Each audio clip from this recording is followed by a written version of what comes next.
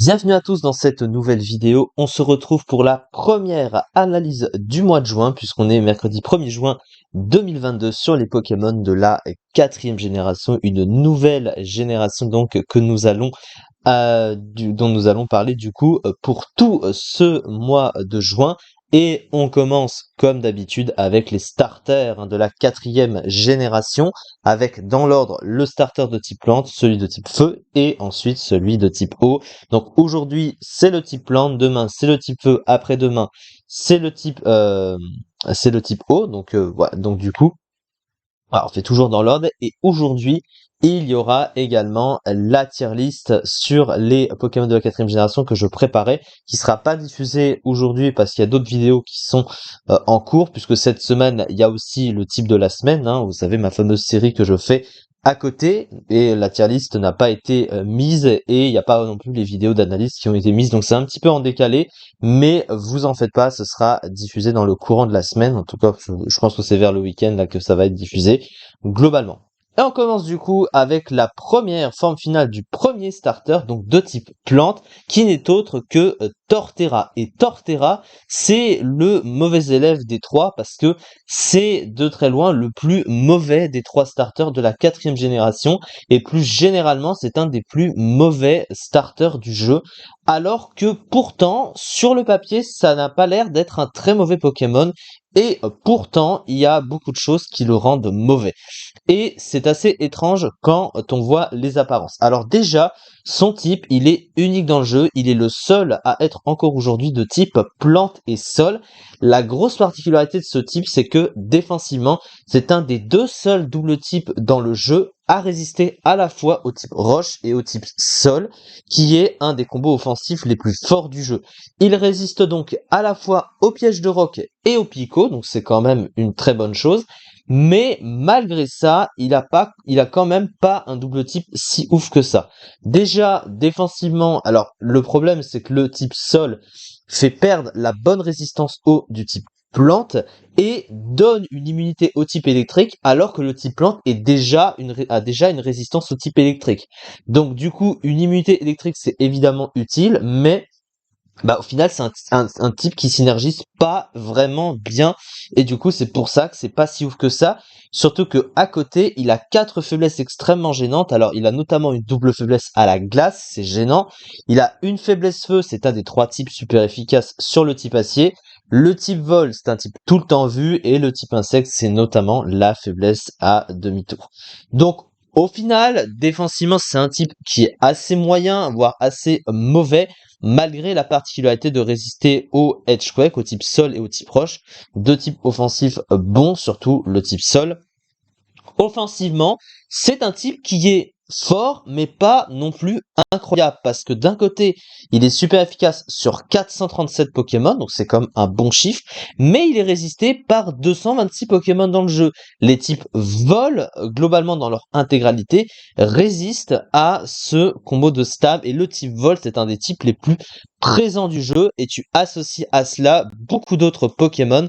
Ça va notamment être des types plantes. Alors oui, c'est pas des types de Pokémon très vus dans le jeu, mais pour certains ils sont présents, mais c'est surtout le type vol qui bloque globalement le type, hein, avec quelques gros Pokémon dans le lot. Donc il est pas, c'est un bon type offensif, mais il n'est pas non plus toujours si incroyable que ça. Donc en fait, ce type, il est unique dans le jeu, mais dans le metagame actuel, il n'est pas incroyable autant défensivement et offensivement, malgré les quelques qualités qu'il possède tout de même. Donc c'est assez particulier de voir ça. Et au final, c'est pour ça que déjà Torterra par son double type est pas non plus est pas vraiment vu finalement très haut en stratégie. Alors, au niveau des talents du Pokémon, il en possède deux. Le premier, c'est Engrais. C'est un talent que possèdent tous les starters de type plante. Engrais donne 50% de boost sur ses attaques de type plante quand il tombe à moins d'un tiers de sa barre de vie. C'est un talent qui est pas vraiment ouf et rarement très vu en stratégie, parce que le type plante est pas un bon type offensif et pas un bon stab non plus. Et du coup, c'est pas très rentable de devoir spammer des moves d'un type finalement qui te sert pas vraiment offensivement. Alors ça sert sur son stab évidemment, mais c'est trop situationnel de devoir d'attendre d'utiliser ce talent en étant affaibli, sachant que pertinemment tu préfères utiliser des attaques de coverage pour pallier au type plante qui est un mauvais type offensif. Après, il faut noter aussi que le type sol est super efficace sur le type acien, c'est un des 3 types super efficaces dessus. Donc quand ça joue sur un stab, finalement, bah, c'est plus fort de spammer les attaques de type sol stabées plutôt que les attaques de type plante elles-mêmes. Donc au final, voilà, c'est pas très intéressant. Son autre talent, c'est Coq Armure, Shell Armor en anglais, qui l'immunise aux coups critiques. C'est un talent pas forcément si inutile que ça, parce que vu que ça joue sur du bulk, tanker pour pouvoir taper derrière et éviter de se prendre des coups critiques pour un Pokémon offensif, c'est toujours pratique, mais ça reste assez situationnel malgré tout. Au niveau de ses statistiques, alors globalement, il y a des choses bonnes, des choses assez mauvaises, des choses assez moyennes.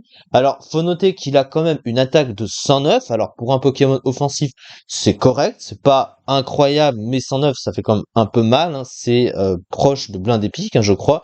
Je crois même que Blindé Pique tape un peu moins fort que ça. Je crois qu'il a 107, un truc comme ça. Oui, ouais, c'est ça. Je me trompais pas. Et pourtant, il est Blindé Pique est meilleur que Torterra. Donc, vous voyez que ça veut rien dire. Il a un bulk qui est bon quand même, hein, 95 en PV, 105 en défense, 85 en SPDF. Enfin, il a une SPDF un peu moins bonne, mais c'est un bulk qui est globalement assez solide, assez correct. Donc à ce niveau-là, il est plutôt content.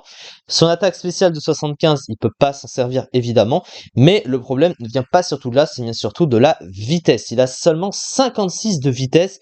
Pour un Pokémon offensif, une si faible vitesse, c'est quand même pas ouf en stratégie. Il est dépassé par une multitude de Pokémon offensifs, même de quelques points. En contrepartie, Tyrannosif est lent, mais moyen lent, parce qu'il est quand même 5 points plus rapide que ce cher Torterra.